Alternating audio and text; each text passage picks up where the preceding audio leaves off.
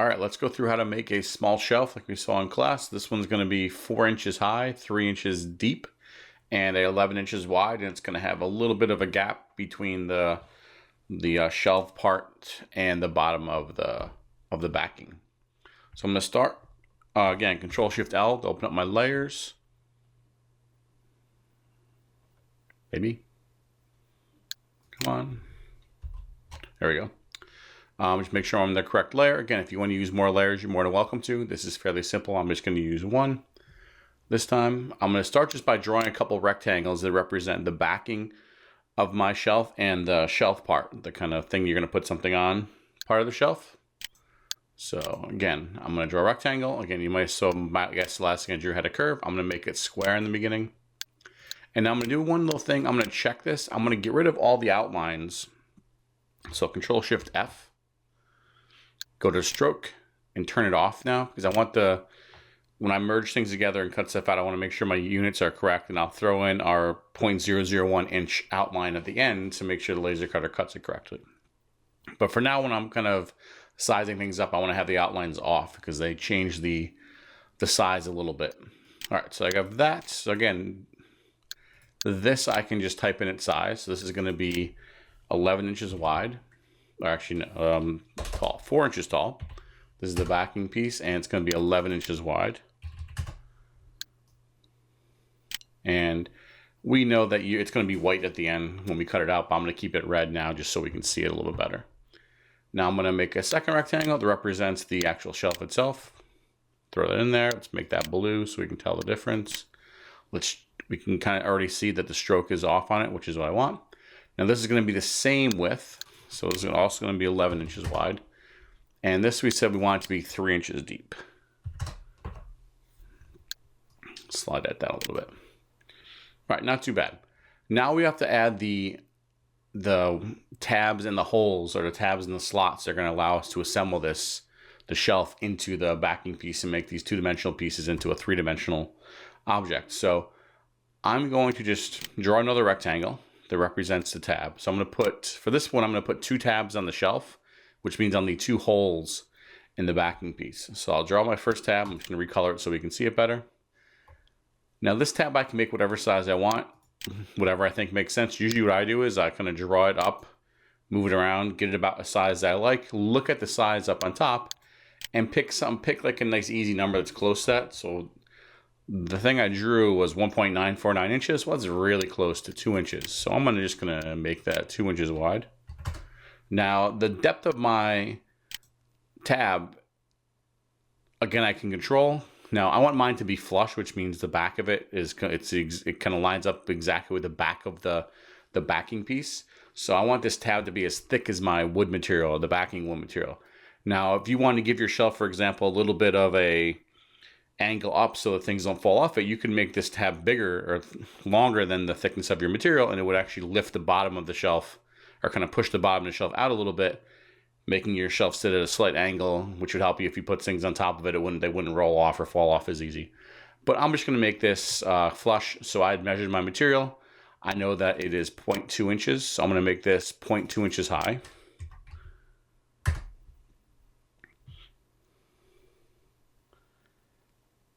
And actually, I think the wood's actually 0.21 inches. Make it a little bigger. So this is going to be the size of the tab that I want. Now I want to figure out where to put it. Now I could just try to place it where I think it looks good, but we can do better than that. We want to be a little more precise with our placements. So we can do a couple things.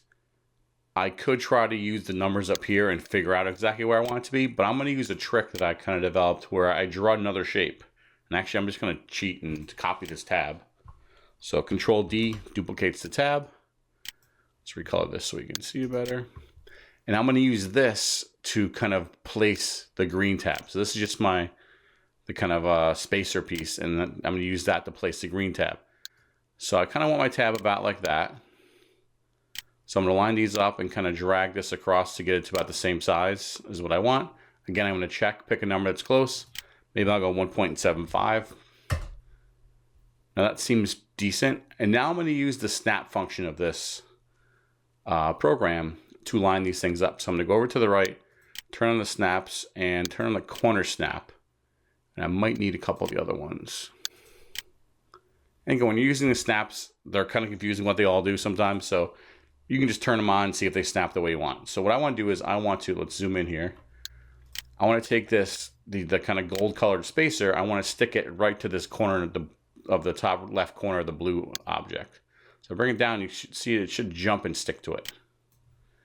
And now I can bring my, so when it does that, I know that the other end of this is exactly 1.75 inches from the left side of the blue thing. Now I can use the green one, which is the tab I want to add.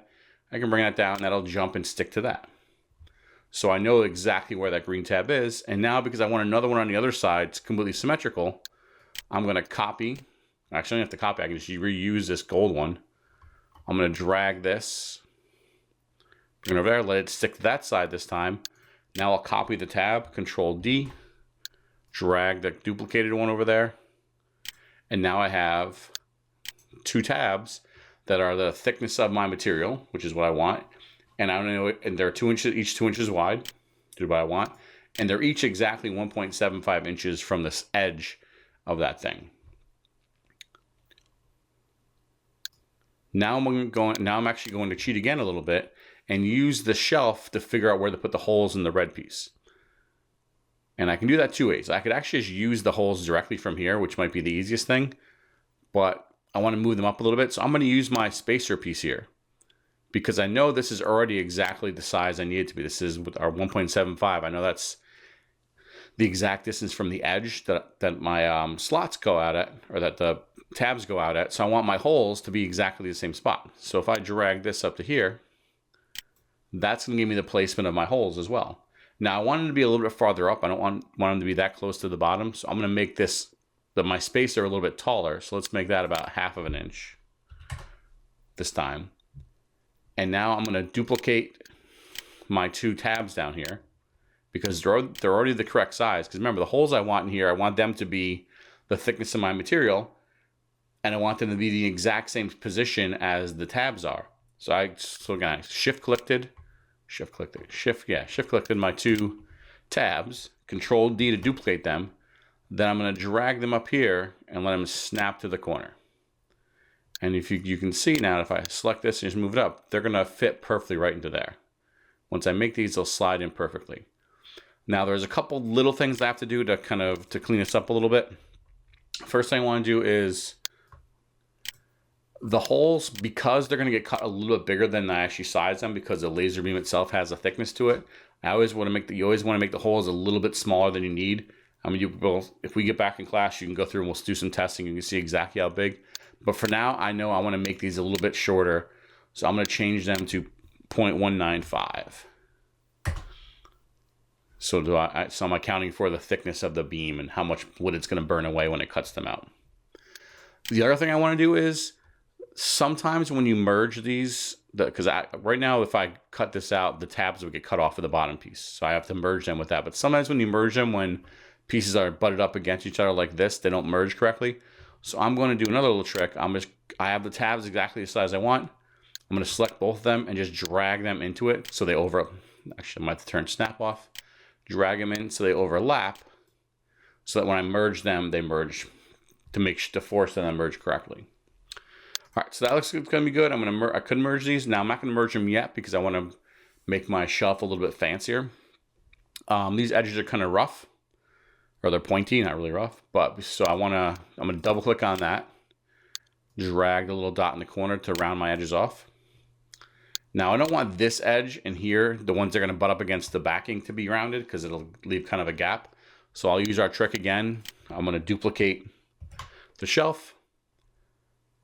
I'm just going to recolor it so I can see it better. Let's pick a different color. I'm going to make it shorter. And then the one I made shorter, I'm going to double click and get rid of the rounding so that now I have a nice square edge here and a square edge there, but the other edges are rounded. Now I can just shift click those, path, union them together. Now I have my nice shelf, which is rounded just on one edge. Now the backing piece, just so it looks better, I want to round that as well. Double click on it, drag these down, give it a little round. Again, if you want to put an exact number in, you can. I like just rounding it to what I think looks good. Maybe you're crazy. You're not crazy. I'm the same way. Maybe you want to make them exactly the same size as the ones down here. You could do that if you want. Remember, just type it up where it says RY.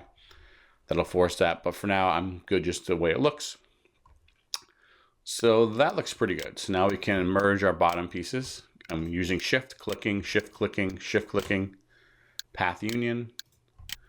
Now I have the shelf with the 2 tabs on it that fit perfectly into those holes. So that's looking pretty good. I got the backing, that's looking pretty good. Now, because this is a shelf and it might hold something, if I built it like this, it would probably be okay, especially if you use glue. But if you put something that's too heavy, it's gonna snap off. And it's gonna feel a lot of stress. These 2 tabs are gonna be kind of feeling all the force of the weight of whatever you put on the shelf. So we're gonna put a couple supports on the side. So what we're gonna do there is we're gonna use our pre-drawn things to help us figure out how big our supports are, and then use our supports to help us place where the holes are gonna be. So I'm gonna freehand these a little bit. So I'm gonna use a little blue pen, and I'm just gonna draw.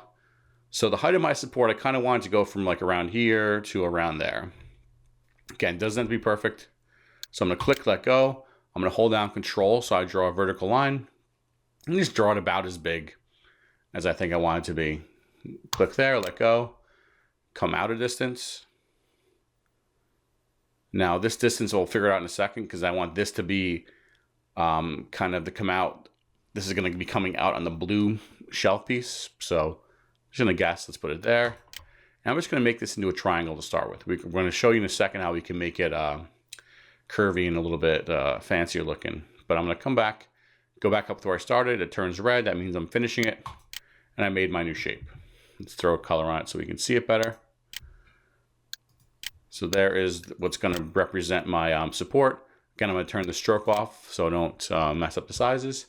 So now I can see that's gonna be kind of going from like here up to there somewhere, but closer to the edge, but it's gonna go from the top of the shelf, or the top of the shelf piece to somewhere close to the top. So the vertical size looks good. I'm gonna check its height, 2.788. Let's make it 2.75, 2 3/4 inches, just a little bit easier of a number. Now I'm gonna rotate it. So I'm gonna go over here and click and bring it down here, because this is how far it's gonna come out. It's gonna butt up against the backing, come out somewhere down here. That looks pretty good. Let's see, it's 2.1. Let's make it 2 inches. Is that too short? I think that's all right. That should do all right. So again, I'm just kind of sizing it up, doing it visually, and then changing it to a number that's a nice clean number. It's not just some weird random decimal. So that's my main sizing. Let's rotate it back. Now I don't want this to be straight, because that looks kind of weird. Everything else is curvy and this is angular. So I want to make this curved. So what I can do is I'm going to click the second arrow button on the left. And that lets me control the kind of shape points of this. And usually I could grab these and I can drag it around and I can change the way this looks. But what I want to do is I want to make the kind of long side, the hypotenuse of the triangle, I want to make it curved. So what I can do is I'm going to select this point down here, hold down Shift, select the other point, the 2 ends of the hypotenuse. And if I go up to the top, you should find a little button right here that has 2 points and has a curve. And it says Make Selected Segments Curves. If I click on that, didn't work. So I'm going to highlight, again, I have my shape. I can double click on it as well. I'm going to grab the 2 corners by holding down Shift and making them so that they're highlighted. Click this button here. It says Make Selected Segments Curved. There, that's what it was supposed to do the first time. And you see these little handles show up on the ends of it. And these are the kind of curve handles. And I can now grab the middle of this. And when I move it around, it's going to actually curve my shape for me. So I can bring it here and kind of curve it like a parabola. I can bring it up here and curve it out. I want to curve it out like this. So I'm just going to, again, I'm just freehanding this. I'm going to kind of make it where I think it looks visually good. You can grab it and move it around like that. You can also grab these handles and they control how curvy your shape is, and you can make really crazy looking things. I'm just going to make something smooth, just kind of a smooth curve that comes out and rounds down to the bottom. Let's have it come out a little bit more. All right, I like the way that looks. So there's our curved edge. Now we're almost there. We just got to add a couple tabs to this, put a couple slots in the side and the bottom, and we are done. So again, I'm gonna do the same thing I did before with making my slots. I'm gonna actually use the same spacer since it's laying around. Now again, these tabs are going to be the side. I want them to go flush with the back. So they're going to be the thickness of the tabs. They're going to be the same size as my material. So this time I'm going to make it like this. So let's see, the width is going to be 0.21. The height, let's make them 1 inch. I'm going to hit Control D to duplicate, bring it down here and just rotate it because I want the tabs to be the same size. Now I want these to be dead centered. So instead of doing my snap thing and moving them up and down, I'm going to click on my support piece, click on my tab, Control Shift A brings up the align tool. I'm going to line it up and down. And also I'm going to use this button here where it says align the edges to each other. So I'm going to click that and it aligns the edge of this to the edge of this one. Then I'm going to go down here, click on my support piece, click on the bottom tab. Again, align them to the middle. It's actually pretty close. And then use this button and, oops, the other one. This one, and align the edges of it. So again, we use snap down here. This one, because I want it dead center, I just use the center and the align tool. Now I'm going to, again, do the same thing where I'm going to use this thing itself to figure out where to put the holes or the slots for these tabs. Now I'm going to turn snap back on. If I snap this corner here right to there, because that's where this is going to be sitting, that's going to put this slot exactly where I want it up and down. Now I need to guess where I want it sideways. So I'm going to first duplicate it, Control D. Then I'm going to select the original stuff, click that, shift click that, shift click that, move it off the page. So I know the hole is exactly where I want it up and down, but I want to place it somewhere sideways. So I'm going to have to draw one more spacer. And I'm just going to use this. I'm going to duplicate it just a little bit shorter. Click it, let it snap to there. Grab this corner, let it snap to there. Because now I know this is the exact height I want to keep. I want to make sure this thing stays the same height. Now I can just drag this over and kind of put this edge where I think it looks good. Because I want this to be not in the very edge. I want it to be in a little bit. So I can kind of drag that over. I could also drag this side. And hopefully let it snap to, maybe it won't snap. Let's turn on some of these other ones. Want to get the snap to that corner. I have to cheat this way, I guess. Let's go to the bottom corner down here, let it snap there, and bring it up. So again, what I did, let's go through this one more time. I need a spacer. I need somewhere to control exactly where this is. Its height is correct. I need to move it to the right though. And I want to put it at exactly a spot. I could free move it. I could hold down Control and drag it, and that keeps the height the same spot. But then I wouldn't know exactly where it is. So what I'm doing is I'm just going to draw a new rectangle. And this rectangle is going to go from the corner down here. And even though it's curved, it'll still snap to the corner. And go from the corner there to the corner there. Right, the corner of this red one to the corner of the hole I put there. Now once I do that, I have the height correct. Now I can set the width. Let's set this at 1/2 inch. So that's how far from the edge. Now I can just drag it over because the height, I used the snap to set the height. Let's drag it over, put it there. That looks good. Now I can drag the green one over and it'll snap right where it's supposed to go. Now I'm going to just use this pink one, bring it to the other side just so I can copy it on the other side. I'll duplicate the green, Control D, bring that over, snap that there. Now I got the spot, the spacing for this is perfect. That will slide in there and then I'll put the bottom right on top of that. Now all that's left is doing the same thing for the base. So I'm gonna select my kind of support piece, click it a second time, grab the little kind of rotating buttons, the little kind of corner, rotate it, but I'm gonna hold down Control so it clicks every 12.5 degrees. It'll click exactly to 90. Bring it down here and do the same thing. Let it snap to the corner, not that corner. Let it snap to the corner. That puts the slot exactly where I want it. Now, here's the other trick. I know where I want it sideways already. I want this slot to be exactly there distance-wise, but I want it to line up with this one here. So what I can do is,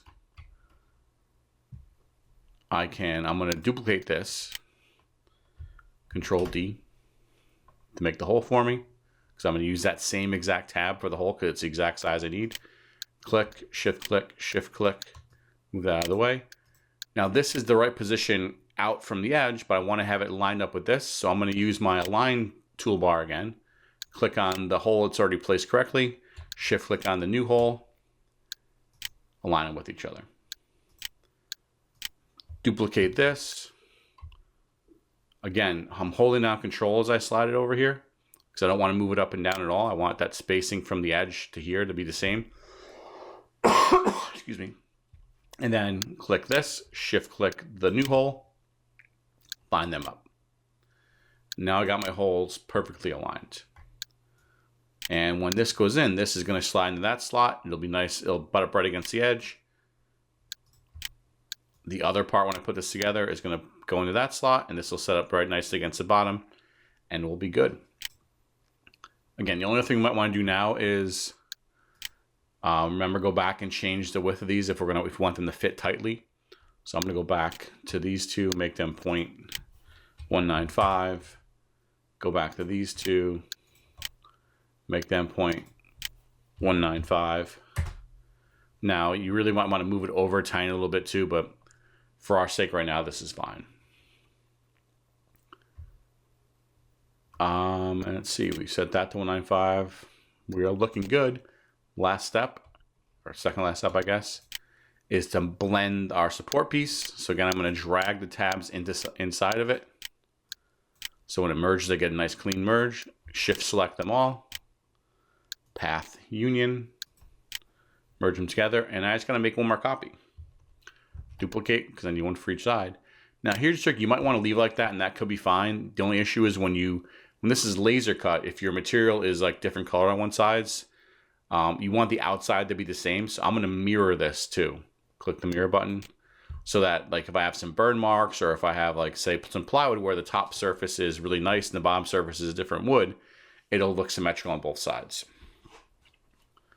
So we got our shelf built, our shelf built. Now we just need to set a couple parameters. So I'm going to go through, highlight all this. Actually, let's get rid of my spacer. Don't need that anymore. Highlight all these, and remember, I want to make them white or clear. I want to now give them an outline, and I want to go in and make sure the stroke style, the size of the outline for all of them, is 0.001 inches, because that is how our machine knows to cut. And again, it looks like they might have disappeared, but if we zoom in, they're still there. They just have a really thin line on the outside, and now we're ready to send this to the machine to cut.